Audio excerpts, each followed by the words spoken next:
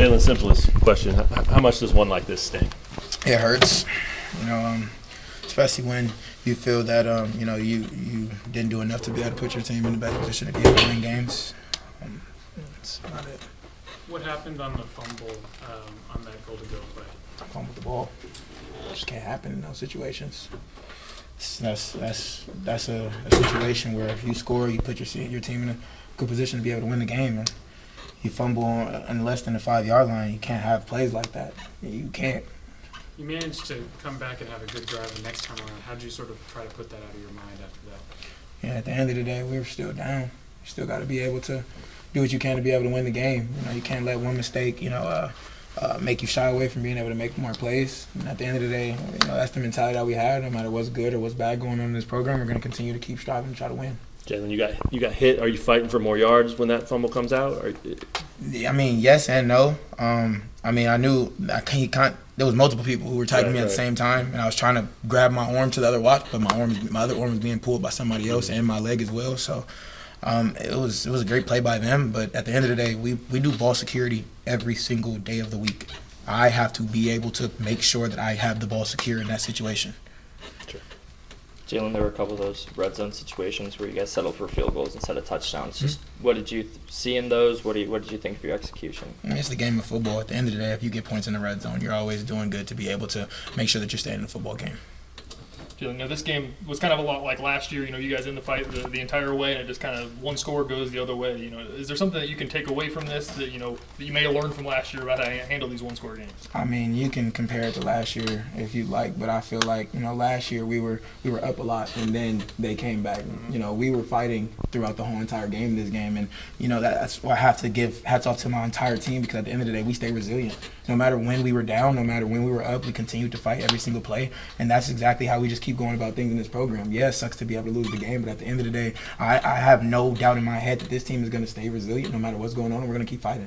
You don't want to lose any of these games, but the roller coaster of emotions down the final stretch of this. Does that make it sting a little bit to think we had this game right here, everything like that? Man, you can't live in what ifs. Living in what ifs don't get you anywhere. At the end of the day, what happened, and we have to be able to grow from what happened. What's the mindset with 29 seconds left? You still got a shot. Yeah, I have to be able to get the ball out there. I can't take a sack. I can't take it wasn't a sack on the very first play, but at the end of the day, we have to get the ball out of bounds. If it's not there, throw it out of bounds or try to give it to somebody.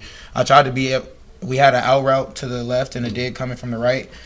Peeped that they covered two, the left side to the out. I probably had my check down right there. I got to be able to see it on film. And I probably would have been able to check that right there and be able to go out of bounds. But for me, I was trying to be able to get a chunk play. I knew we had one timeout left for 28 seconds, and we're already starting, I believe, on the 25-yard line. And we have to be able to get our field goal, our kicker in field goal position.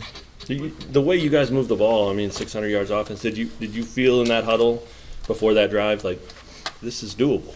100%. At the end of the day, you never go in, no matter what play, no matter where you are on the scoreboard, you never go in thinking, all right, it's not going to work. Right. You have to go in with positivity, and that's kind of where it was in the huddle. Like, at the end of the day, we didn't really care how much time was left. We felt like we were still be able to win the game.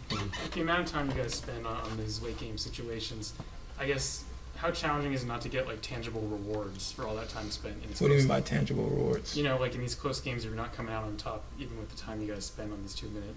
How do you deal with that? It doesn't really matter how much you're working hard on something.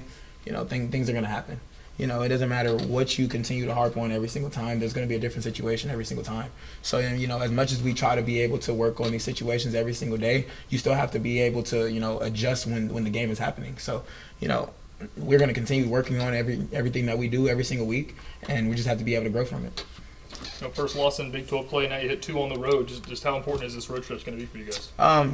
For one, we have to be able to own what's on film. We're going to go in, look at everything that happened on film and be able to grow from there. But at the end of the day, we believe in having a 1-0 mentality. Once these 24 hours is over, this game is gone, and then we're on the UCF. Walk us through your perspective on that first play when the cornerback bites and you find Henderson. So, A lot on film. They showed a lot of 3-down alignment. I believe on that play they went to a 4-down, and they usually have a 3 safety high. They ended up bringing a Sam linebacker, and that made the field safety rotate into a cover 3. So he kind of got me right there in that situation because you're not supposed to really throw the out in that situation. The out was still there, but as soon as I was about to throw the out, I seen the corner think that I was about to throw the out. So he bid on the out, and I was like, okay, well, E-man's fast. So you're gonna have to keep up with that one. Sure, it was a loss, but just reflecting on his journey, his career, what's it like to see him go for 214? I mean, he's come in with the mentality of being hungry. No matter what's going on, he wants to be a part of everything. The extra work, the extra film, the extra studies, the extra everything. Everything that he can do to be able to put the team in the best position is what he's going to continue to do. And I think that just showed out on the field today. With all those big explosive plays today, how excited does that get you for moving forward this season? It makes me excited. I mean, absolutely, because I know the firepower that we have in our offense. I mean, you guys gotten a chance to be able to see a lot of different moving parts of our offense throughout these last 5 games. So, at the end of the day, we have to be able to come out with a win. So we're gonna go into the lab this week and find a way to be able to get a win next week. What do you think of how Bowden stepped up after Deshaun went out early? Yeah, I mean, he's also one of those guys who's come in out the transfer portal, come in eager to work. As we said before the season, I said that our playbook is not the easiest playbook to be able to pick up off the bat, and he's done everything that he can to put himself in a position to be able to get on the field and make plays, and it's shown this season. Jalon, you've seen quarterbacks play because you got hurt. Today you guys played 3 and you weren't hurt. Mm-hmm. You enjoy watching those guys go out there? 100%. I mean, I got the chance to be able to watch Cole Ballard and Isaiah be able to make people miss, run people over, and that's always exciting because it gives the whole entire team like, okay, everybody's making plays right now. So you gotta keep on putting guys in those situations to be able to showcase different things on film. When you're out wide like that, how hard are you selling it to the DB? Are you like, this ball's coming my way? I mean, you can go ask Zero yourself. I told him every single time I got out there, I said, all right, one-on-ones, let's go. The first time he was like, yeah, I'm a man, let's do it. The second time he was like, you lucky I'm not a man right now. So I'm like, it is what it is. I'm gonna keep running my route. That's real though. That Yeah. stuff, that talk happens. 100%. Okay. One more for Jalen.